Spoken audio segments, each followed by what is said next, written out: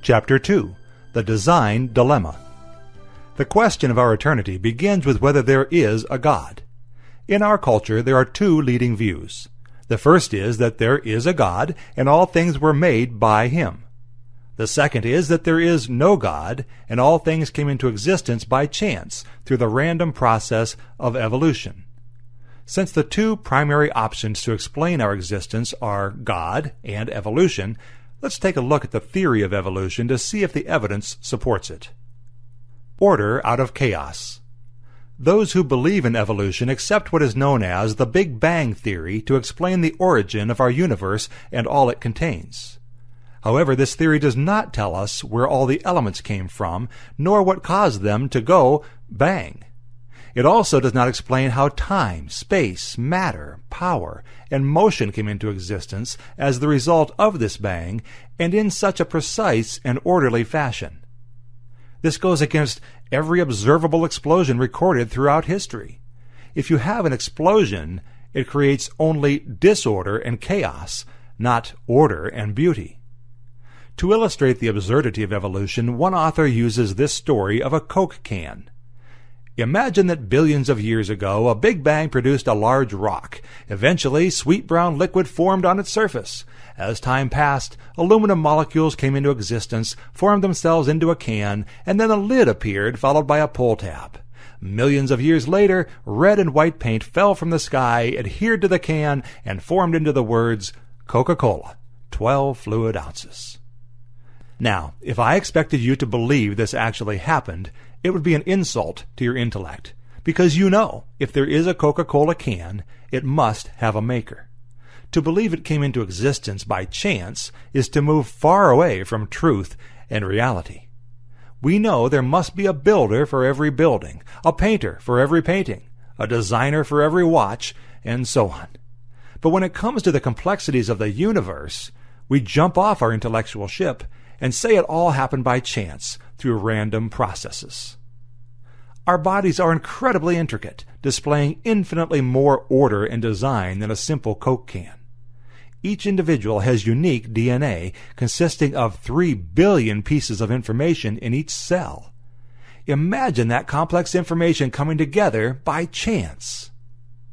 If the universe came into existence by a Big Bang, science has yet to explain how an explosion could cause order and beauty.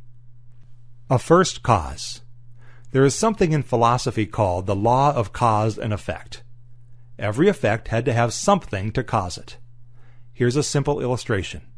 When my sons were young, I often sat down with them to draw various pictures. One moment the pictures never existed, the next moment they were fully developed. How was this possible? Because my sons and I were the creators of our drawings, we were the cause of their existence. In a similar manner, there is a cause to everything that came into existence. If you keep looking backward for the cause of each effect, eventually you arrive at a first cause. There had to be something uncaused that caused that first effect. Even Charles Darwin, the father of evolutionary theory, admitted that it is difficult to look at our world and not conclude that there had to be a God who created it. In a letter to a university student, Darwin wrote, "The impossibility of conceiving that this grand and wondrous universe with our conscious selves arose through chance seems to me the chief argument for the existence of God. I am aware that if we admit a first cause, the mind still craves to know whence it came and how it arose." In this statement, Darwin acknowledges that the most natural and reasonable conclusion is that if there is a creation, there must have been a creator. Logically, there must be a first cause that caused everything else to come into existence. We don't question that a painting has a painter, or a building has a builder. Why should we question that our grand and wondrous universe has a grand and wondrous designer? Again, if the universe came into existence by a Big Bang, it had to have something to cause it. Science can't offer any evidence for its origins. Transitional forms. Charles Darwin was not as dogmatic about his theory as many who advance it. According to evolutionary theory, transitional forms are the intermediate stages in which one species gradually changes over time to become a new species. Darwin admits that his theory could be true only if fossils are found showing the species in various states of transition. He writes, "But, as by this theory innumerable transitional forms must have existed, why do we not find them embedded in countless numbers in the crust of the earth? If my theory be true, numberless intermediate varieties, linking closely together all the species of the same group, must assuredly have existed." Keep in mind that there would have been countless transitional forms between one species and the next, for each and every life form. In the nearly 150 years since Darwin published his book, scientists have been earnestly searching for proof and have found millions of fossils. But none have revealed transitional forms, not a single one. In Darwin's own words, his theory is not true if these forms do not exist. Many people have been led to believe that scientists have actual evidence for how one species evolved into another, and are unaware that the fossil record doesn't yield a single one. Also, did you know that every proposed missing link between apes and humans has been scientifically disproved? So evolutionists have no evidence for their case. Instead, here is what the fossil record does show. In the period known as the Cambrian explosion, all the major animal groups appeared fully formed all at once, the opposite of what evolutionary theory requires. Should you base your eternal existence on a theory that has no supporting evidence, and that the evidence actually refutes? The moral code. Another aspect that the theory of evolution cannot explain is a moral code. Having 6 children running through the house, I've always been amazed at how they have known when something was right or wrong, fair or unfair, even before they could walk or talk. A toddler caught reaching into a candy jar will pull his hand away and look guilty, knowing he's doing something forbidden. Where did this internal moral compass come from? How could they intuitively know that something was wrong or unjust? This could only occur if right and justice exist separate from an individual's own sense of right and wrong. We see evidence of this in cultures all around the world. People everywhere know that activities like murder, stealing, adultery, and lying are wrong. This universal moral code written on our conscience had to come from somewhere, and science and evolution have no explanation for this. In fact, this moral code runs counter to the evolutionary concept of survival of the fittest, where in the animal kingdom might makes right. If humans were just more highly developed animals, why shouldn't we do whatever it takes to ensure our own individual survival? Animals don't feel guilty when they steal food, and they don't set up courts to seek justice when wrongs have been committed. Yet humans do this all around the world. Do you really believe that the sense of morality and justice developed by chance? Blind faith. As we have seen, every effect must have a cause.